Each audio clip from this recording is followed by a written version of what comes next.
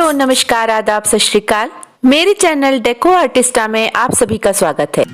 Ovarian cancer के लिए 2019 में मेरी 2 मेजर सर्जरीज हुई थी और तब से मैं अभी भी मॉनिटरिंग पर हूँ। थ्राइस इन अ ईयर मेरे कई सारे टेस्ट होते हैं जिनसे ये कंफर्म किया जाता है कि किसी तरह का कैंसर रिकरेंस नहीं है। जब भी ये टाइम आता है तो चाहे अनचाहे एक टेंशन तो होता ही है कि सारे ब्लड सैंपल्स और सारी रिपोर्ट्स मेरी निगेटिव आएँ और इन सारे टेस्ट के लिए मुझे खाली पेट रहना होता है। तो मैं बिल्कुल एम्प्टी स्टमक हूँ। सुबह के 10 बज रहे हैं और मुझे अब बहुत तेज़ी से भूख लगने लगी है। टेस्ट की रिपोर्ट्स जब तक नहीं आ जाती तब तक मन थोड़ा सा टेंशन में होता है। नेचुरली टेंशन तो होता ही है। आपको एक डर होता है कि फिर से कोई किसी तरह की प्रॉब्लम ना हो। और सच बताऊं तो जब तक रिपोर्ट नहीं आती किसी और काम में मन भी नहीं लगता। अगर आपने अभी तक मेरे चैनल को सब्सक्राइब नहीं किया है तो प्लीज़ इसे सब्सक्राइब करें। वीकेंड्स में लंच कुछ स्पेशल होता ही है। घर में सभी चाहते हैं कि क्योंकि वीकेंड है, छुट्टी है, तो कुछ ना कुछ स्पेशल बने। तो लंच मेनू है मूली की सब्जी, मूंग और उड़द की मिक्स तड़कादार, तड़के वाला मसाला छाछ और बाजरे की रोटी। मूली की सब्जी बनाने के लिए मूली को आपको ग्रेट कर लेना है, कद्दूकस कर लेना है।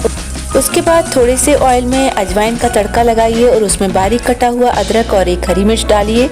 साथ ही उसमें डालिए ग्रेट की हुई हमारी मूली का पानी जब थोड़ा सा सूखने लगे तो उसमें धनिया पाउडर और नमक ऐड करिए।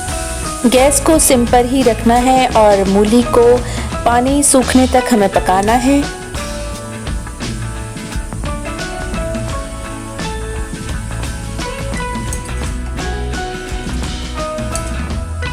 जब लगे कि पानी अच्छे से सूख गया है तब हमें इसमें आधा नींबू का रस इस तरह से निचोड़ देना है।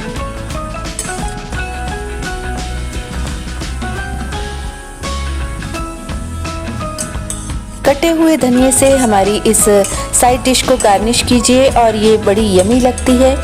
इजी रेसिपी है, मिनटों में बन जाती है। अब बनाते हैं मिक्स तड़का दाल। 1/4 कप धुली मूंग की दाल और 1/4 कप धुली उड़द की दाल को मैंने आधा घंटे सोक करने के बाद नमक और हल्दी डालकर कुकर में एक विसल लगाई। एक पतीली में मैंने घी लिया है क्योंकि दाल का जो स्वाद है वो घी के बिना नहीं आता। घी में हींग डालें और फिर डालें जीरा।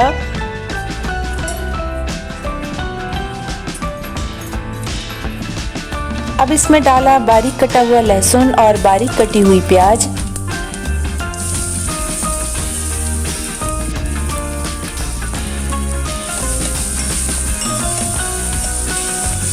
धनिया पाउडर और थोड़ी सी काली मिर्च, क्योंकि ये माँ की दाल है, उड़द की दाल है, तो कहते हैं काली मिर्च जरूर डालनी चाहिए।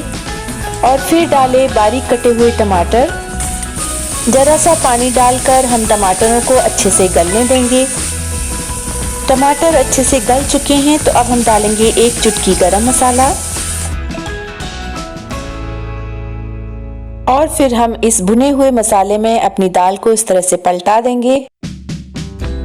दाल में अच्छे से उबाल आ जाए उसके बाद इसे हम कोरिएंडर लीव से गार्निश करेंगे।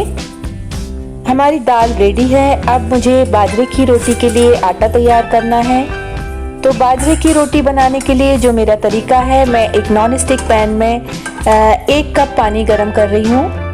जब पानी अच्छे से गरम हो जाए तो हमें उसमें उतना ही बाजरे का आटा मिलाना है जितना हमने पानी लिया था। 1 कप पानी तो 1 कप ही मैं बाजरे का आटा इसमें मिक्स कर रही हूँ। इस रेशियो का हमें खास ख्याल रखना है। अगर पानी ज़्यादा हो जाएगा तो हमारा आटा गूंद नहीं पाएगा, इसलिए पानी और आटा हमें बराबर रेशियो में ही रखना है। 1 कप पानी और 1 कप ही हमें बाजरे का आटा इसमें मिक्स करना है और इस तरह से चलाते हुए हमें बस गैस बंद कर देनी है।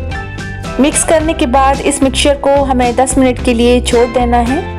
जो मोटे अनाज होते हैं उनमें जो स्टार्च है वो गर्म पानी में ही धीरे धीरे रिलीज होता है। तो क्योंकि हमने इसको गर्म पानी में मिक्स कर दिया है और हम इसको 10-15 मिनट के लिए साइड पे रख देंगे, तब तक ये हल्का होगा और इसका स्टार्च रिलीज होगा तो ये रोटी बनाने में इजी हो जाएगी। 10 मिनट हो चुके हैं। अब मैं इस तरह से इस आटे को दूसरे प्लेट में खाली करके हाथों में हल्का सा घी लगाकर इसको अच्छे से मसल लूँगी। आटे ने बहुत अच्छे से स्टार्च छोड़ दिया है।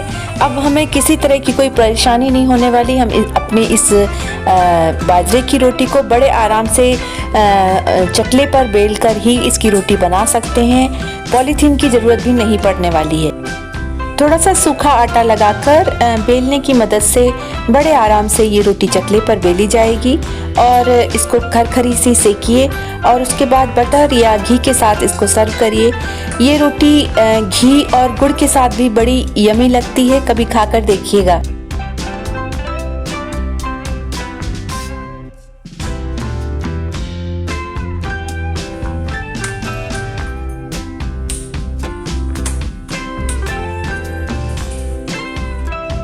तो लंच तैयार है। मूंग और उड़द की मिक्स तड़का दाल, मसाला छाछ, मूली की सूखी सब्जी, बाजरे की रोटी विद बटर। मसाला छाछ की रेसिपी मैं पहले शेयर कर चुकी हूँ, मैं डिस्क्रिप्शन बॉक्स में उसका लिंक दे दूंगी।